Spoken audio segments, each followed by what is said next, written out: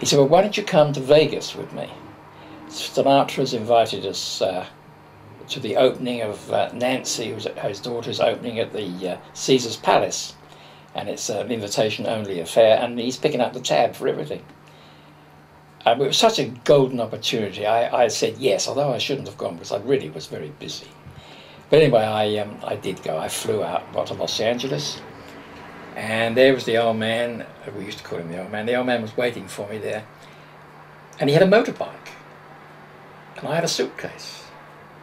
And I'm not very good with motorbikes. And I said, well, where am I? You know, what's all this about? He said, well, you know, I'm on the motorbike.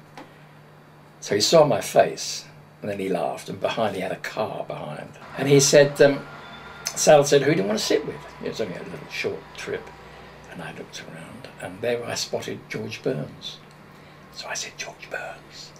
So he went over and he talked to George, and I duly was next to George Burns.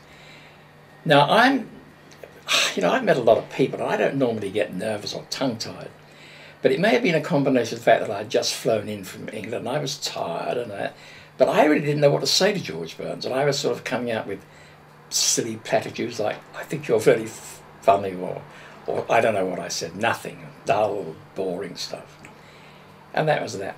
And then some years later, we were at a dinner party, and George Burns' name came up. And Sal said, I'll tell you a story about George Burns and Eric. And he said, I met George, and he said, that friend of yours that you introduced me to flew to Vegas with, he said he was the dullest man I ever met. It was at a place called the Maximus Circus, which is where it was taking place. And as we're going through, the crowds were being held back by the police, and there were ropes and stuff, and there were photographs and all that stuff. And that's when I became it quite often over the years. I was a who's he? You could hear them as you were going along. Who's he? Who's he? And I was always a who's he? Well, it's one hell of a show as far as things are going on. I mean, she had the Osmond brothers, as they were little boys then, as a backup. And she had muscle men, and she had everything to try and, well, she wasn't very talented really, and she, and they needed all this stuff, so they thought, to build an act. And Bob Wagner turned to me while this was all going on, and he said, where are the dogs? Because that was about all they were, everything else but dogs.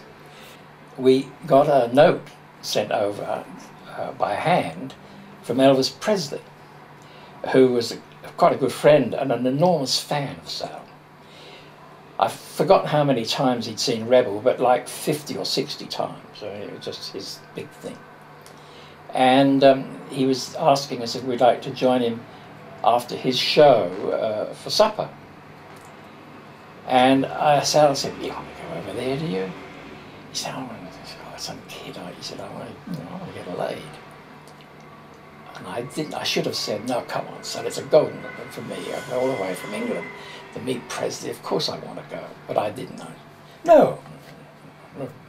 So I never ever met Elvis Presley. That close, but I never did.